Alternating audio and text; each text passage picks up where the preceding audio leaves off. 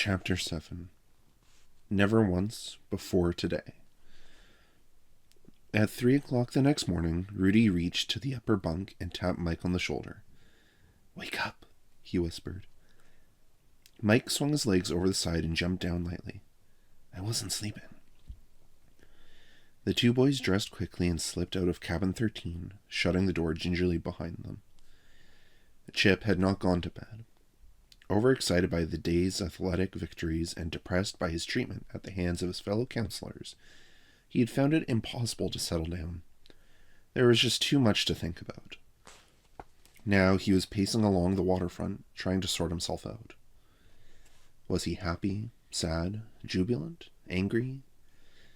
In several hours of walking and mumbling to himself, he had come to only one conclusion.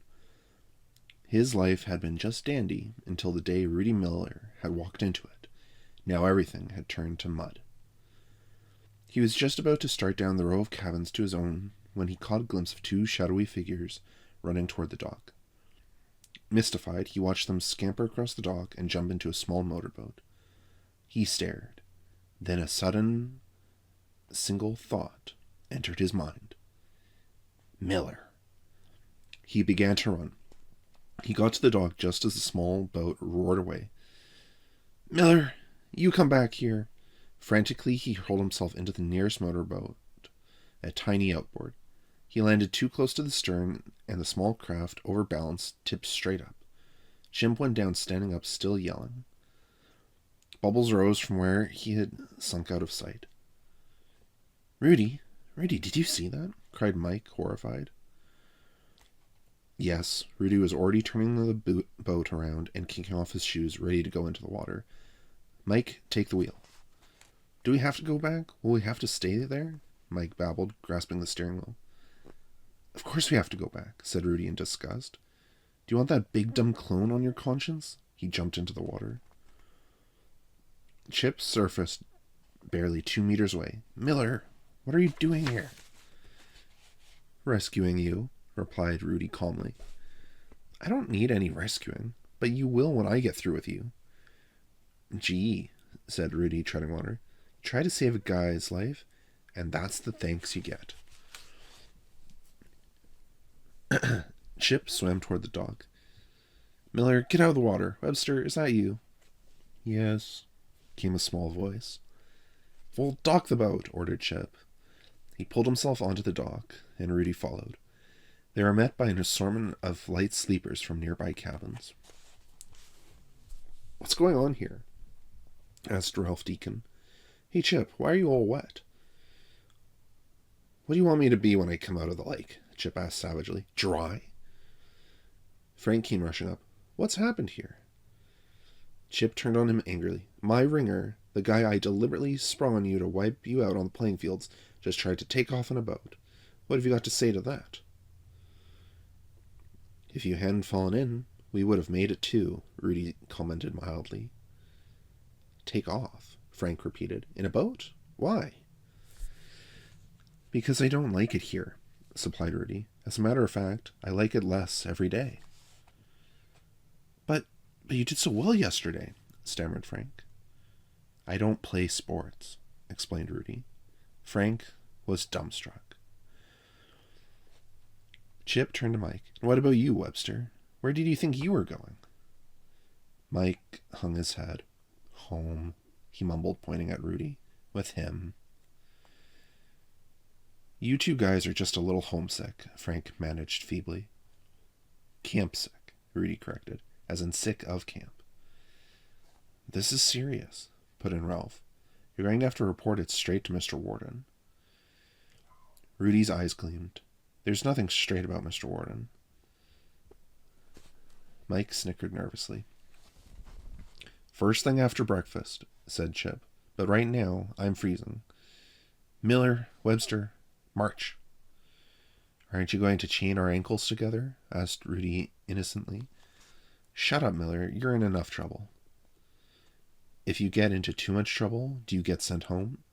"Move!" Right after breakfast, Chip left cabin 13 in Frank's charge and marched Rudy and Mike to the camp director's cottage. Mr. Warden met them at the door and showed them into the camp office. He seated them all in chairs opposite his desk. "Well, now," he said sternly, "what's all this I hear about you two taking a boat without permission?" "Actually, sir," Chip tried to explain. "Quiet, Chip," said Mr. Warden. "Now listen, boys. This is Camp Algonquian Island. It was founded 31 years ago by my grandfather, Elias Warden.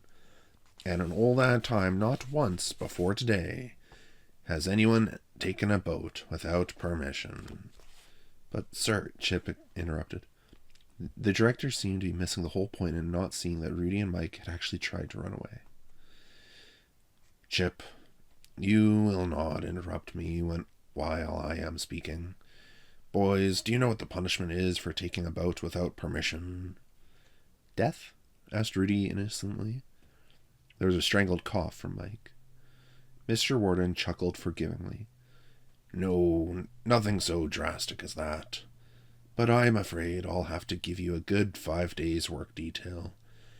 And I also insist that you each promise to never take a boat again without permission."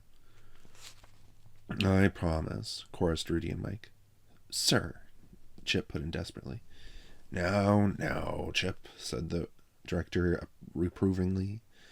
"The boys are both sorry, and they've both promised never to do it again." Chip sighed. "Yes, sir. All right, guys, come on. We're late for letter writing." "Dear Mom and Dad," wrote Rudy. "How are you? I am okay. This certainly is a camp, all right. Only 8 more days till visiting day. Your son, Rudy." "Miller, what's this?" bawled Chip, reading over Rudy's shoulder. "My letter home," explained Rudy calmly. "It's the exact same letter you wrote last time." "No, it isn't," said Rudy. "There were 12 days to visiting day then." "Can't you think of anything better to write than that?" "I tried to write an imaginative letter last time," said Rudy. "You wouldn't let me mail it." "Yeah," said Chip, "but it's word for word." "Except for the 8, said Rudy. "Anyway, I didn't think you'd want me to write about how you kicked in the cabin and broke the table and threw spaghetti at Harold Green and jumped in the lake twice." "Never mind," sighed Chip. "This letter's good enough. All right, you guys, time to play baseball. We're on a winning streak, you know." Rudy turned to Mike. "How about a little chess?" "Sounds good to me," said Mike. "There goes our winning streak," muttered Adam Willis. Chip bit his lip to stifle a cry of protest. It seemed to him that forcing Miller to play sports had brought on his attempt to run away. Perhaps, if left alone, the boy would come to his senses. "All right, you guys," said Chip. He turned and bellowed, "Who's going to win?" "They are," chorused everyone. "Ugh," groaned Chip. "That's a terrible attitude. Miller, Webster, sure you won't change your minds? We can really use you out there." "No, thank you." "Fine," said Chip painfully. "Come on, guys. Let's go." "Boy," said Mike, pushing his pawn to King 4. "What did you think of the lecture we got from the warden this morning? He didn't seem to know that we were trying to escape." "And he didn't let his cloneship tell him," Rudy added, moving his king's bishop aggressively. Mike withdrew his queen's knight to safety. "He thought we just took a boat without permission." "Well, we did," said Rudy. "Old Elias must be spinning in his grave." "But Chip did ruin our escape."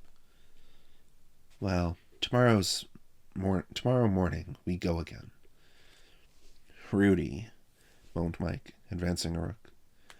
"Isn't 5 days' work detail enough?" "It doesn't matter when you're not here to do it." Rudy brought out his queen. "I don't think I want to try again tomorrow," said Mike with a worried frown. He moved his king defensively. "Couldn't we wait a day or two?" "And stay here?" asked Rudy scornfully. "You stay. I'm going." He plunged his queen deep into Mike's shattered position. "Checkmate." He looked up at his opponent. "Your mind just isn't on the game, is it?" Disgusted, Mike hurled a knight across the room. Do you win at everything? Yes, said Rudy sadly. This is the last of our 2 days' work detail, grumbled Mike, pushing his wheelbarrow down the path to the dump. Tomorrow we can start serving our 5. He and Rudy had spent most of the day playing chess and lying by the creek listening to music. Tomorrow we do not start serving our 5, said Rudy. At least, I don't. Tomorrow is the first day of the rest of my life as a free man. Have you decided whether or not you're coming? Mike nodded vigorously. I'm coming all right, he exclaimed. Did you see how mad everyone was at dinner? They got slaughtered because you didn't play. Slaughtered at everything. And when they're mad at you, they're mad at me. Guilt by association, I guess. Anyway, I sure don't want to stay here. Chip hasn't yelled at me once today, observed Rudy, starting to dump his garbage rags. Maybe he thinks a little loving kindness will stop me from wanting to escape. With athletic ease, he tossed the last bag to the top of the heap. Little does he know that nothing can stop me from wanting to escape from Alcatraz. Do you think they're going to make us play again? Asked Mike. They can try, said Rudy grimly. Anyways, it's not important. We're not going to be here after tomorrow. I've heard that before, Mike thought, but he did not dare say it aloud. Wow, said Chip sarcastically as he walked into the counselors' meeting that night. That was a real dirty trick, Tyler, beating us 19-0 at baseball. Almost as bad as you, Deacon, beating us 21-0 at soccer. They're real tricky, don't you think, Frank? Real tricky. Come on, Chip. We're sorry about that, said Frank. How are we to know that this Miller isn't your average guy? I think you'd have taken my word for it, snapped Chip. You're just cranky because you fell in the lake, laughed Pierre. Anyway, where was your boy Wonder today? He and his accomplice were playing chess while we were getting clobbered at baseball, sighed Chip. And while we were getting smashed at soccer, and in the afternoon while we were getting wiped out on the track, and pulverized in the swim races, they were resting in the woods, listening to music. I still say you should have forced him to play, said Frank. He's the only real athlete you've got. Yeah, and what about our camp teams? Added Ralph, wide-eyed with eagerness. With a guy like Miller on our team, we could clobber the whole North Country. We're soon due to play Spruce Valley at baseball. And I've got to take a soccer team to Cedar Ridge, added Jack. We could sure use Miller. I vote we force him. Nobody asked you, snapped Chip. He's in my cabin. Last time we forced him to play, he tried to run away the next morning. If you can convince him, bribe him, whatever, to play willingly, then fine. But nobody's going to force him. Understood? But we could be the Ontario champions, protested Frank. We've never been the Ontario champions. Tough, said Chip painfully. He would have given a lot to see Algonquian Island the Ontario champions. The kid comes first. That's what we were taught, and that's what I'm going by. Can't we try? Whined Ralph. All you like, invited Chip, but no threats. The beaver was afraid. He had wasted half a day hiding when he should have been working. In the afternoon, 2 humans had appeared and settled themselves for a long time close to the dam. Their presence was menacing, but he just might finish his dam and build his lodge, in spite of the humans and their noisy black box.